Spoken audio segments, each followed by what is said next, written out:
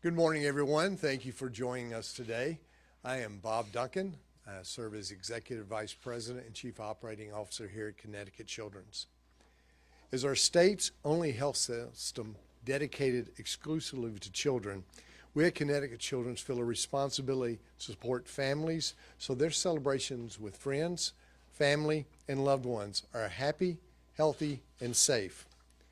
We know that injuries are number one reason why kids are hurt or killed every year, and the vast majority of these injuries are preventable. So in order to make our vision of transforming the health and well-being of children as one team a reality, we have to be leaders in not only taking care of kids when they're injured, but also in preventing these injuries from happening in the first place. And with the holiday shopping season in full swing, we're pleased that all of you have joined us today to help us share guidance for families and caregivers that will make this year's celebration a safe and joyous one. It is now my great pleasure to introduce a national leader in protecting the health, the well-being, and the safety of children and families, and such a wonderful longtime friend of Connecticut Children's, our very only U.S. Senator Richard Blumenthal. Thank you, Bob. Thank you. Thank you. Thank you, Bob.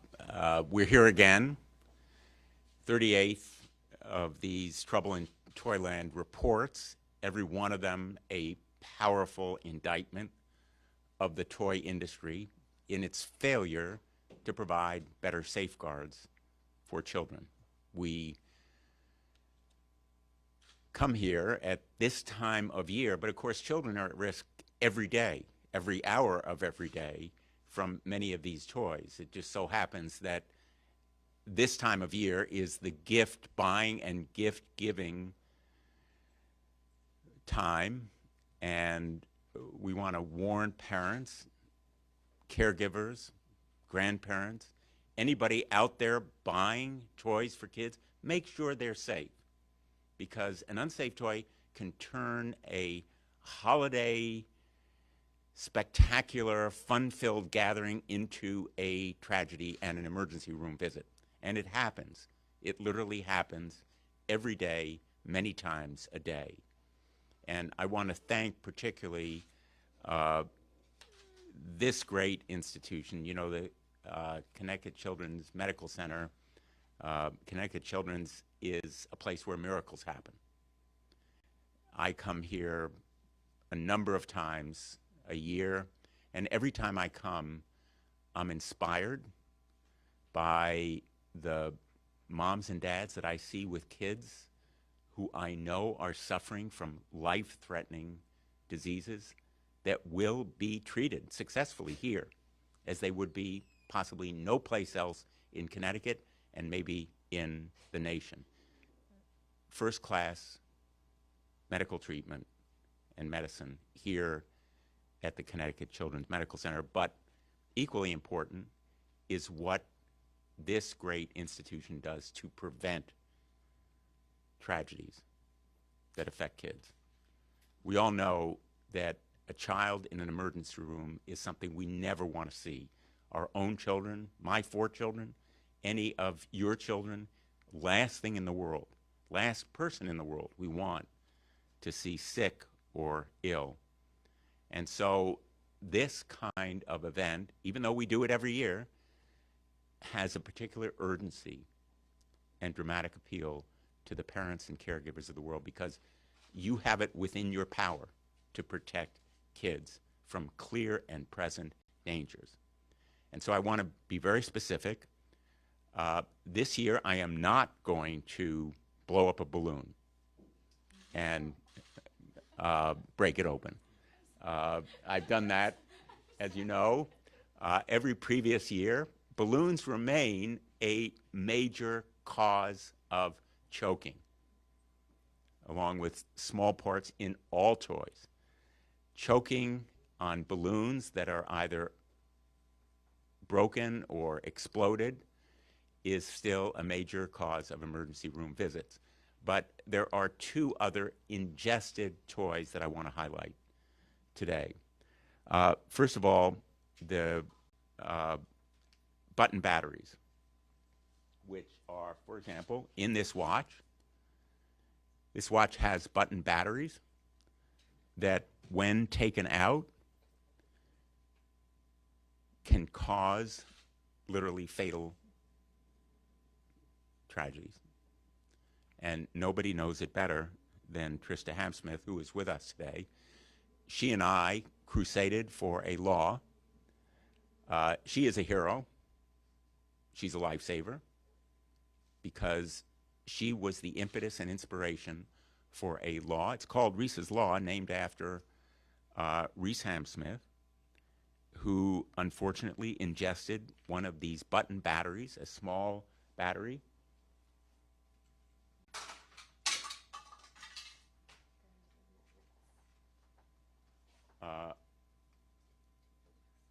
A button battery found in these kinds of watches.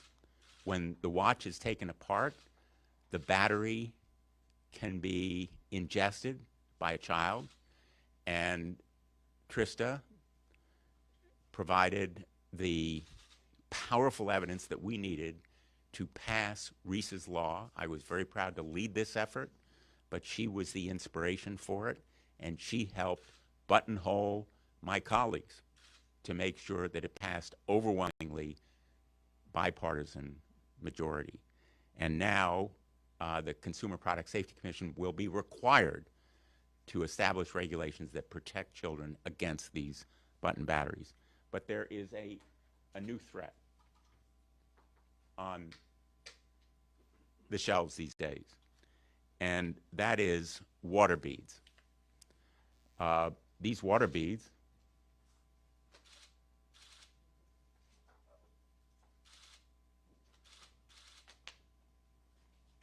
look wonderfully colorful and playful until they are swallowed.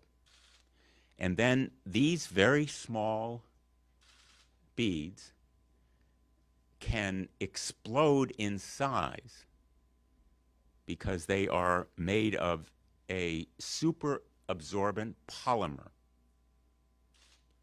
and cause severe problems, as Ashley Hagen will tell you, because her daughter, Kylie, at 13 months, experienced this threat firsthand. That was in 2017. But we need action, and I've demanded action from the Consumer Product Safety Commission, in effect, to ban these water beads. Water beads should be banned because there are plenty of substitutes that are safe for play and development of small motor skills that do not pose this danger. These products were designed initially for florists so that their plants would be watered and other similar commercial uses. Having them as playthings is completely inappropriate, unwarranted, unwise, and that's why these water beads should be banned. I will develop legislation if the Consumer Product Safety Commission fails to act. Let me just close by calling attention to an issue that ought to outrage every American, and that is the continued sale, actually resale, of recalled toys on the internet, on eBay, on Facebook Marketplace. PIRG, or US PIRG, identified 17 recalled toys that are now being sold on eBay or Facebook Marketplace. Keep in mind, these are toys that the Consumer Product Safety Commission and the manufacturers themselves say are unsafe. These unsafe toys are continued to be sold on eBay and Facebook Marketplace. That is unconscionable. They have the means to bar these toys from sale on internet sites, but they have failed to implement those technologies. no mystery, no rocket science here. They have the ability to filter out these toys under recall and prevent children from being endangered. They failed to do it. 17 toys identified this time alone. So my hope is that they will act more responsibly and that the Consumer Product Safety Commission will act more aggressively to prevent these recalled toys from being sold. To the parents who may wonder why they ought to deprive their children of these toys, there are safer alternatives. There are lots of safe toys out there. Toy manufacturers know how to produce safe toys. And parents with a little ingenuity can substitute for these water beads, for example, beans or pasta or other kinds of alternatives that pose no dangers whatsoever and use the same small motor skills, the same play advantages to their children. So I would just say finally, be smart, be careful.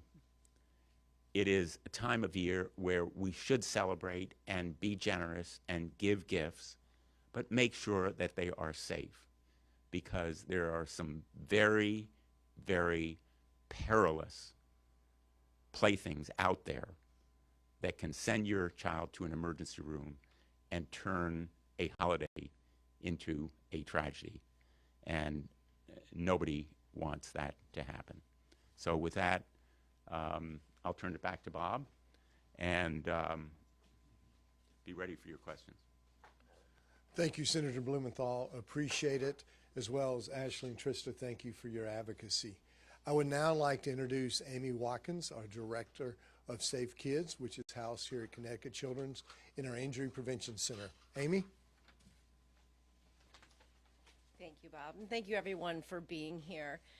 This is a wonderful time of year. You know, we're feeling thankful, we're feeling generous, but the last thing that we want is for one of our gifts to cause harm to someone that we love. And when it comes to toys, injuries can occur when toys don't meet standards.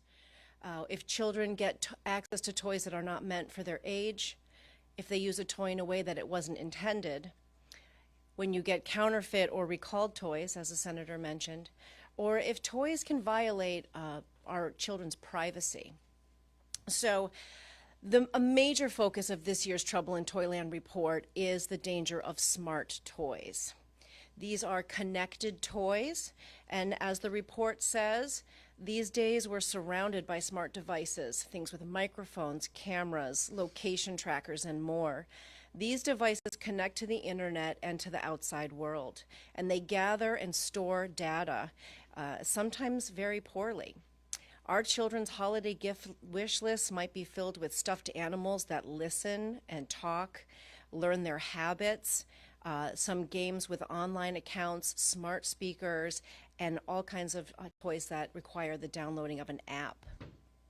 So all smart toys can pose a risk for children, and depending on the specific toy, the age of the child's technical skills, and their capacity to understand what's okay and what's not.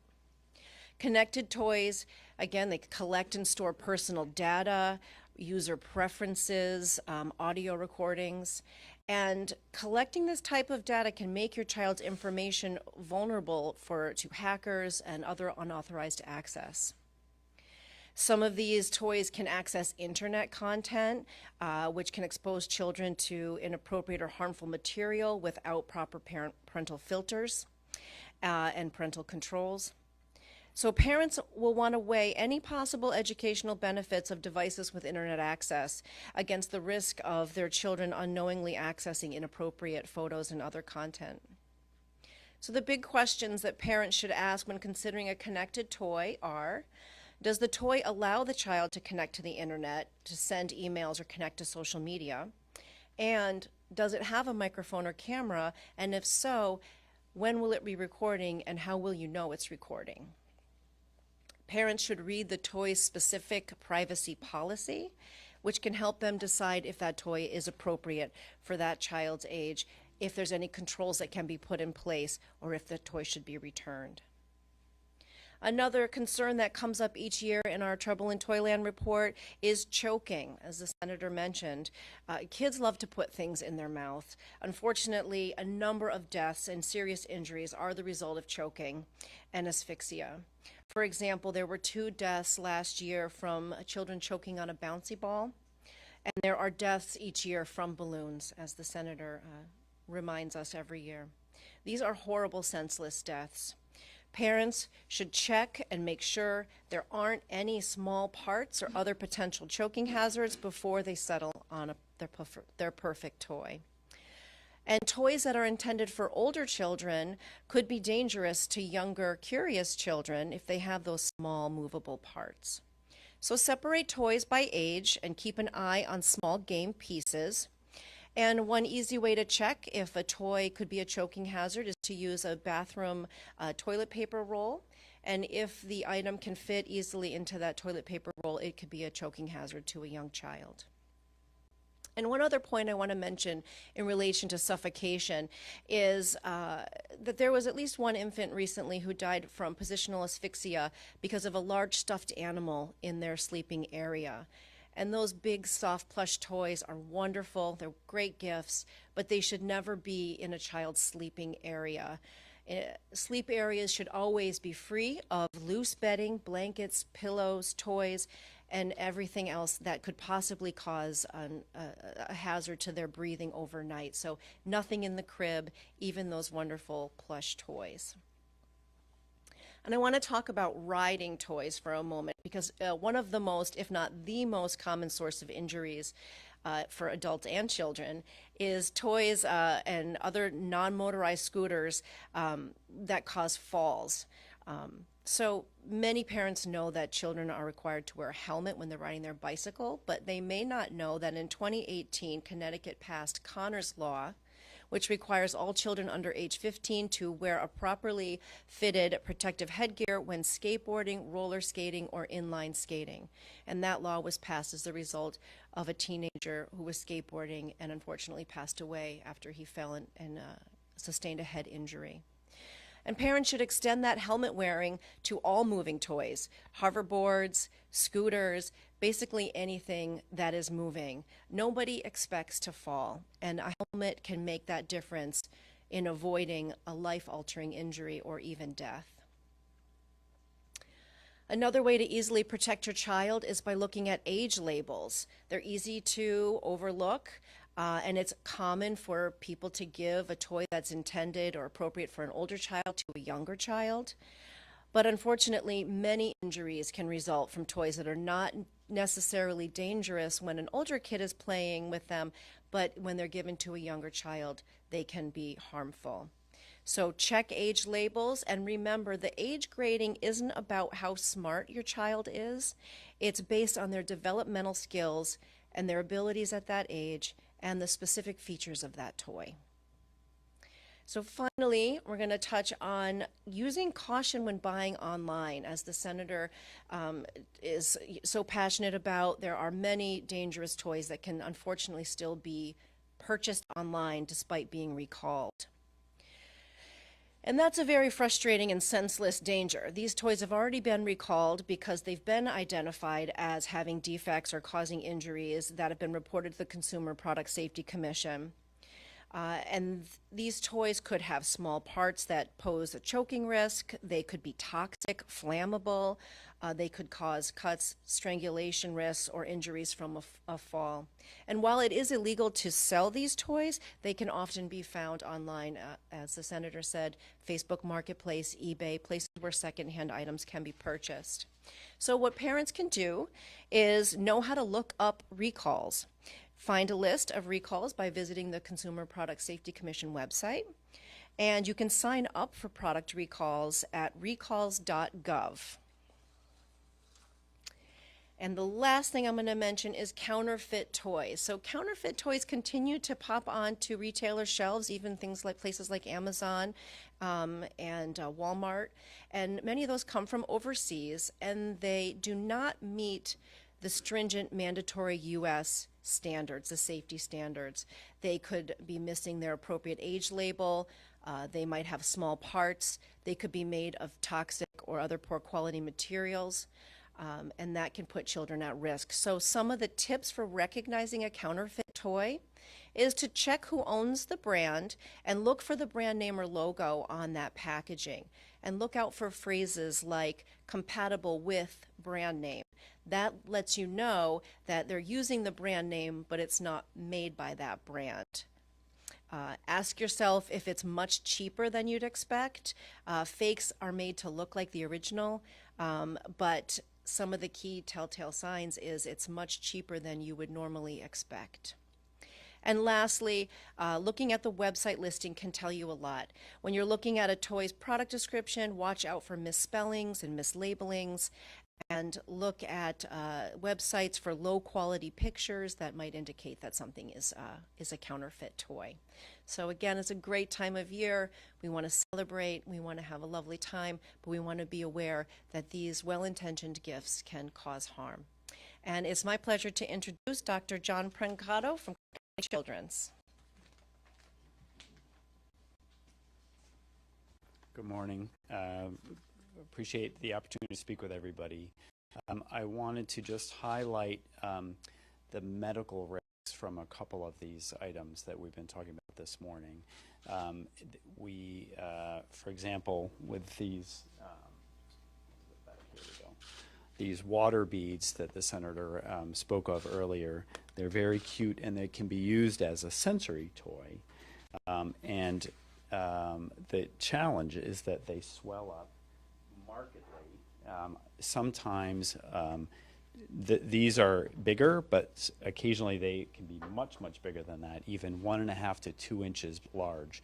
They are soft when they absorb water, which seems like they shouldn't pose any particular danger. However, when they get into all the places where kids tend to put things, ear canals, nose, if they swallow them or inhale them, they can be so large as to cause obstruction. So one of those tiny beads placed in an ear canal, and we see so many children who put things in places it's a normal developmental thing.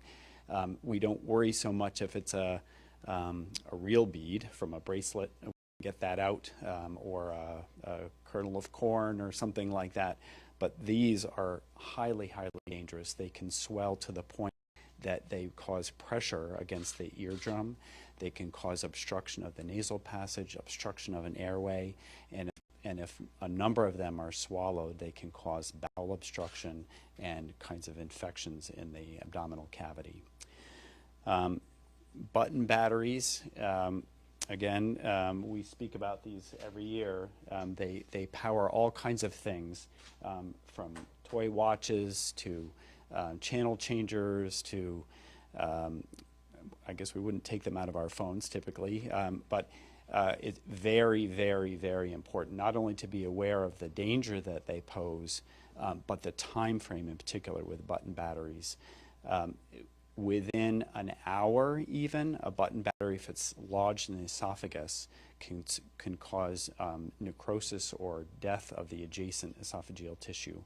Even batteries, and this is really important to know because you may take out a battery from one of these objects to replace it with a new battery and think that because the old one doesn't work anymore, it has no current, and that is completely false. It has maybe not enough current to operate the instrument, but it does still cause a current and chemical reaction that burns through the tissues.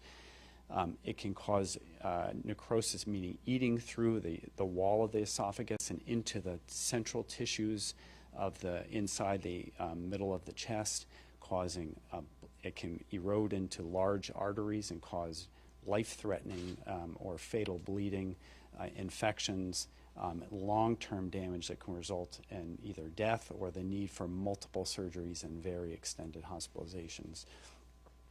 It's important not only to not leave button batteries laying around, but never have anybody young replacing them.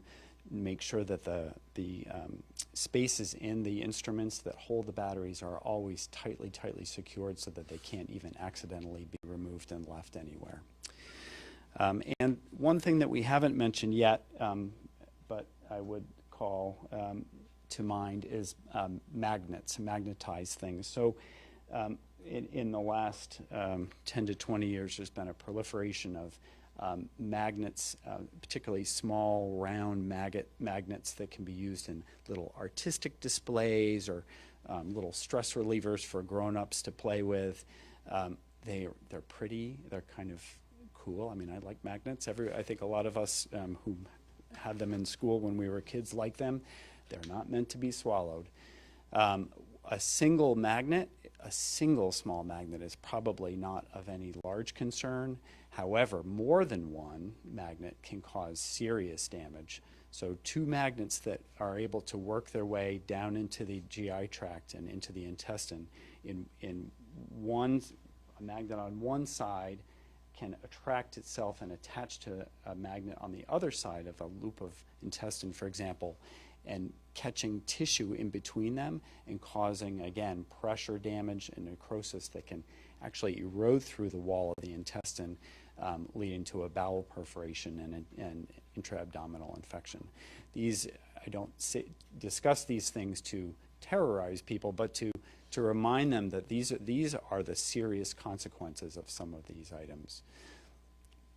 Happy to answer questions afterwards. Thank you. Okay.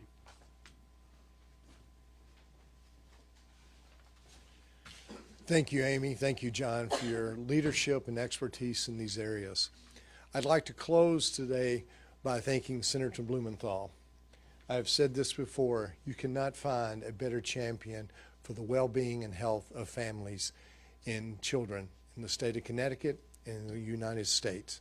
He is always championing, looking out for the best of those.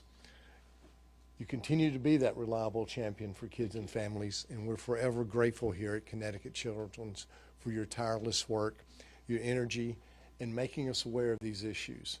Trista, Ashley, thank you again for taking a tragedy and using it, and Senator Blumenthal said, your heroes, to save other kids' lives. And I'd like to thank you all for joining us to help us get this message out today, because as you've heard from Senator Blumenthal, from Amy, and from John, these are serious issues that face our families and kids. And 'tis a season to enjoy each other in a time of fellowship and celebration and not tragedy. So thank you for joining us. We'll now open it up for any questions. I just have one question with the doctor, just so that I understood you correctly. Were you saying, unfortunately, if a kid swallowed 2 magnets, the 2 magnets could attract to each other, and the 2 magnets would become connected together in the way that we understand how magnets work? That's exactly what I mean, yes. So And that does what? That doubles the problem, or what does that do? no, it's not a mathematical thing. It's simply a physical thing. So if they are swallowed connected to each other, then there's not likely to be an issue. But when they're swallowed separately, one can find its attractant, so to speak, on opposite side, through 2 adjacent pieces of tissue and cause pressure between them, and that's where the problem is. Yeah. And also, Senator, I wanted to ask you on this resale. In other words, if something is recalled and then it's resold on eBay, who, and maybe the answer is nobody, who polices this? Who will keep an eyeball on these things that are on Facebook Marketplace or wherever they are? The simple answer is nobody is keeping track or policing the internet right now. The Consumer Product Safety Commission should be empowered to take action, but it has failed to do so because it views its powers as restricted.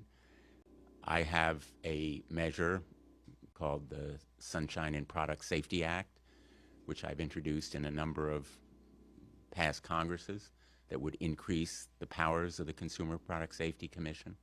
But the simple fact is that right now it falls to the parents and caregivers to take precautions, to look for the list of recalled toys and avoid buying resold products that are unsafe.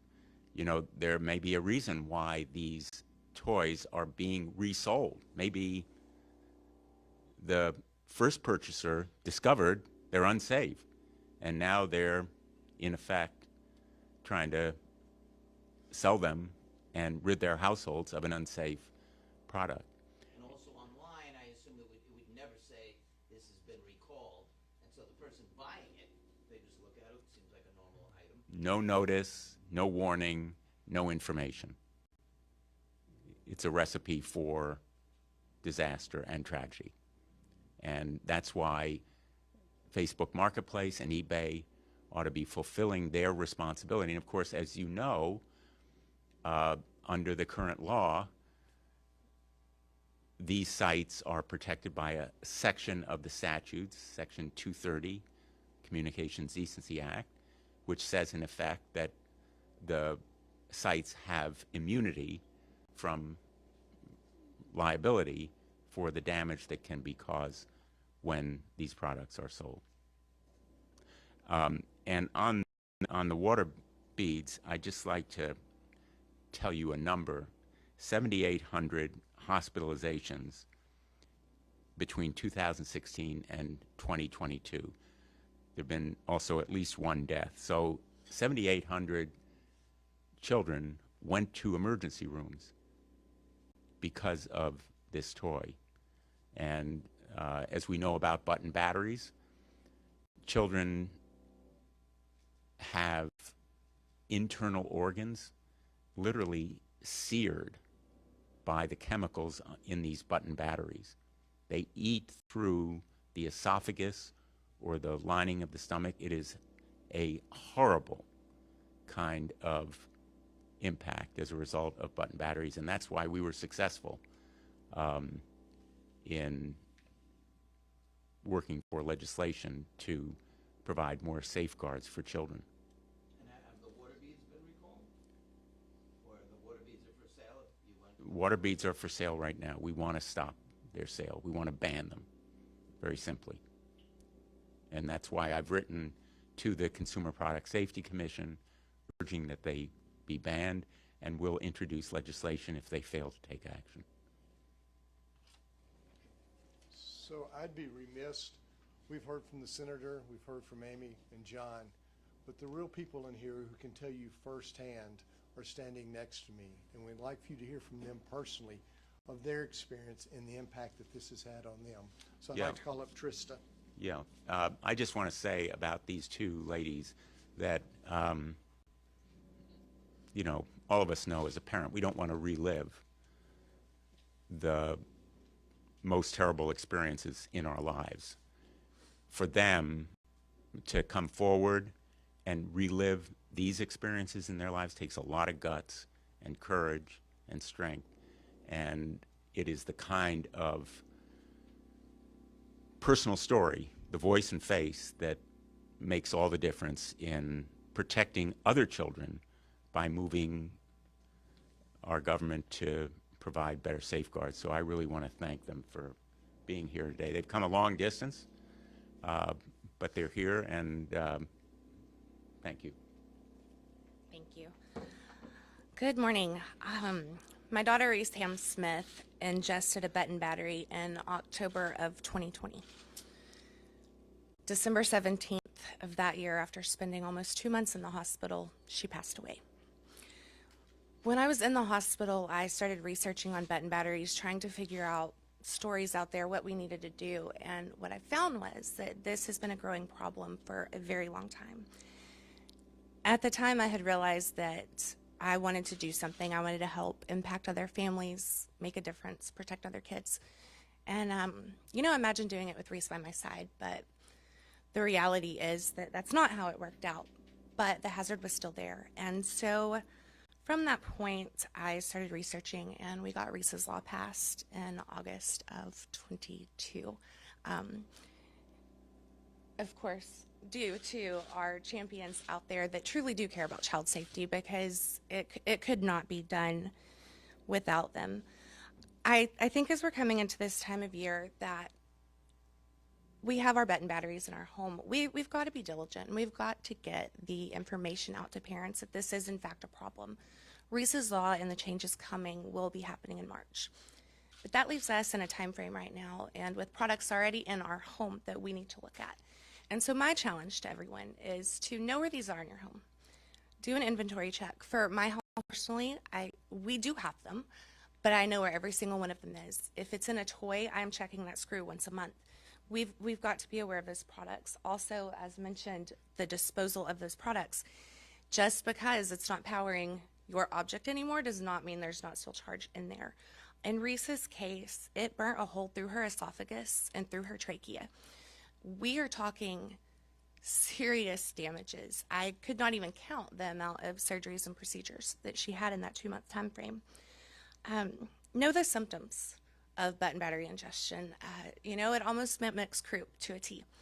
And so that was her diagnosis, and we didn't find it for a little over 24 hours. If a child has swallowed a button battery, or you suspect it, and they're above the age of 1, you can give 2 teaspoons of honey every 10 minutes until you get to the ER. Now, get to the ER immediately because, as you said, within 1 hour, it happens quick and it goes downhill very fast. So, as we head into this holiday season, please be diligent. Please know where these products are and help to keep your children safe. Thank you.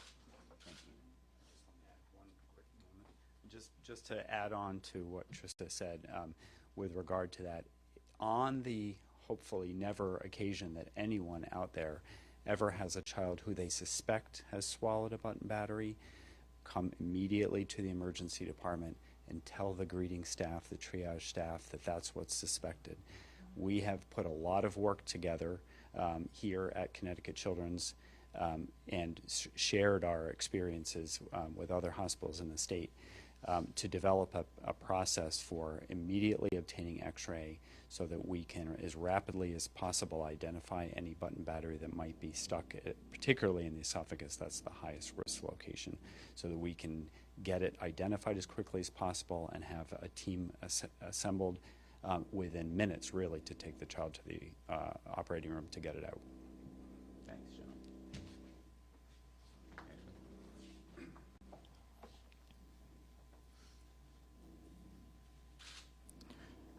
I want to say thank you so much to Senator Blumenthal, to Connecticut Children's, Safe Kids, and to Trista from Reese's Purpose for the opportunity to speak today. As the holiday season approaches you, I stand here not just as Ashley Haugen, the president and founder of That Water Bead Lady, but as a mother. And I have a warning for every gift giver this holiday season. Do not buy water beads. The agony and unbearable pain of seeing your child in a hospital bed, weak, suffering, and helpless is every parent's worst nightmare. But it is one that became my reality in 2017. My daughters, Abigail and Kipley, are 5 years apart, and because of their age gap, they play with different toys. Abigail, my oldest, when she first saw the water beads in a video online, she was fascinated. They expand, they bounce, and they gleam like candy. Initially, when she asked my husband Jonathan and I for some, we told her no. But then we researched the product online. The label and information we read assured us that water beads were non-toxic, didn't have any trace of harmful chemicals, and that the hydrated beads were a choking hazard. The fact that they were sold in packs containing 10,000 to 75,000 water beads and were used in schools and therapy clinics across the country seemed to reinforce the notion that this was a safe toy. As experienced parents, we were confident we could manage a choking hazard. So in April, for Abigail's 6th birthday, instead of getting her Legos like we originally planned, we bought water beads. Jonathan set up a bin on the far end of the kitchen. As Abigail played with the beads, he played right alongside her, supervising at all times. While they were busy playing and having fun, I entertained Kipley, our 1-year-old daughter, After each use, the beads were meticulously cleaned up and stored away out of reach. By July, when Kipley woke up projectile vomiting, water beads were the furthest thing from our minds. We thought she had the stomach flu. We took her to the hospital as a precaution because it seemed like she wasn't keeping anything down, even milk. The doctors did test after test, scan after scan, and they couldn't figure out what was wrong. Kipley was so weak. At one point, I was holding her head up as she vomited with her eyes shut. Her little body was exhausted. The doctors told us that emergency exploratory surgery was Kipley's only option. She was deteriorating quickly. The surgery had risks. She could lose bowel. She could die. I told them I could handle anything but losing her. As I sat in the waiting room, the weight of it all hit me. I was waiting to find out if I was ever going to hold Kipley again. Freezing and soaking wet because I was drenched in my baby's own vomit. I broke. My heart shattered. My mom held me, and my husband lent me his strength. It felt like time stood still. When the surgeon finally came out and showed Jonathan and I the picture of what he had found blocking Kipley's small intestine, we recognized it immediately as pieces of the birthday gift we had bought for Abigail months earlier. Water beads. For over 70 days, water beads, unbeknownst to Jonathan and I, had wreaked havoc inside of Kipley's body, causing an obstruction that puts her at risk for intestinal issues for the rest of her life and exposing her to hazardous chemicals that for her caused a brain injury. If I had been warned that water beads could cause blockage of the intestines, hearing loss, lung damage, expose my children to even a minuscule amount of harmful chemicals, or kill them, while I thought they were sleeping peacefully in their beds, I wouldn't have purchased them. The best parenting and diligent supervision can't prevent every accident from occurring. Accidents happen, and in those moments, the design and quality of a product can make all the difference between a minor mishap and a major tragedy. A product as tiny as a sprinkle, possessing the bouncing power of a Super Ball and the enduring presence of glitter that can lead to life-threatening blockages without being visible on scans shouldn't be on the market.